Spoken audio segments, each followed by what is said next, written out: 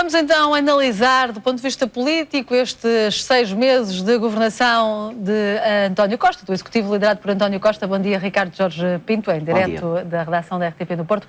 Ricardo, pergunta é mesmo essa: que balanço se pode fazer?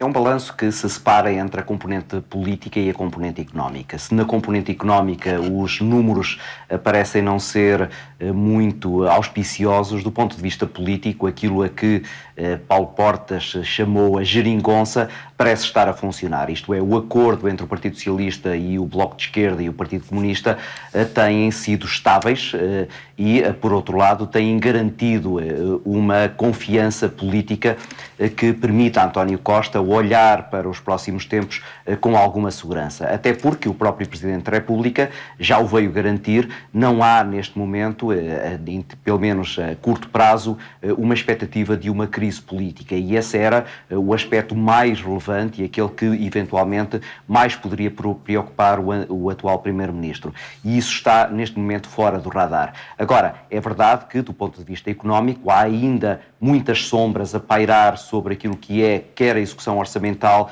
quer a leitura que a Comissão Europeia faz da evolução da economia portuguesa, que podem, a qualquer momento, causar problemas naquilo que é o entendimento entre o Partido Socialista e os partidos que apoiam este governo à sua. E até agora, nas principais questões que têm surgido nestes 6 meses, que nota se pode dar a esse entendimento entre o partido do governo e os outros partidos que o apoiam?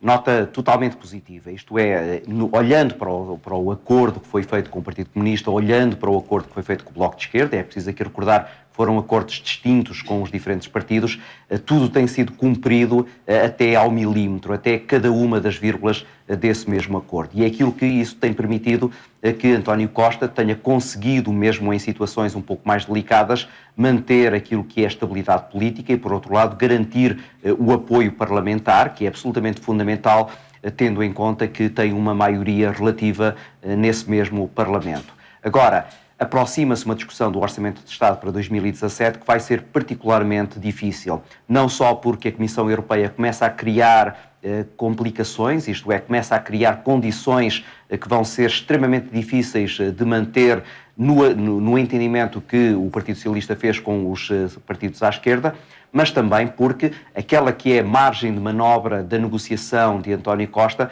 se tem vindo a reduzir. No entanto, é preciso recordar que os acordos que foram feitos são acordos que se têm mantido e são acordos que, mesmo à visão daquilo que o Presidente da República faz da atual situação, não parecem, neste momento, criar condições para uma qualquer crise política. Justamente, que Ricardo, não me parece... Justamente pegando nessas declarações já por 2 vezes de Marcelo Rebelo de Sousa, a que já fizeste alusão aqui na tua intervenção, que eco é que poderão ter de um e do outro lado, do lado do PSD e do lado do PS? Do lado dos sociais-democratas, pode ser visto como um aviso?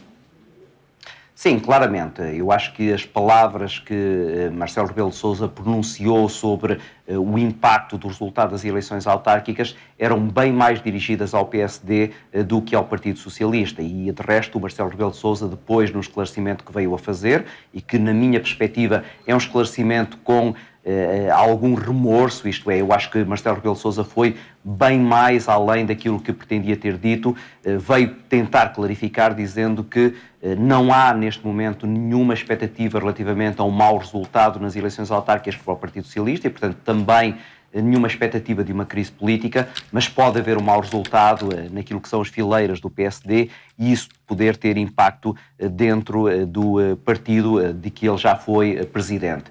Pedro Passos Coelho já respondeu à letra, dizendo que da mesma maneira que ele não fala pela boca do Presidente, o Presidente não deve falar pela boca dos partidos e está aqui instalado neste momento. Vamos ver como é que desenvolvem então essas relações institucionais. Obrigado, Ricardo Jorge Pinto. Então aqui a opinião do comentador da RTP acerca destes 6 meses de governação de António Costa.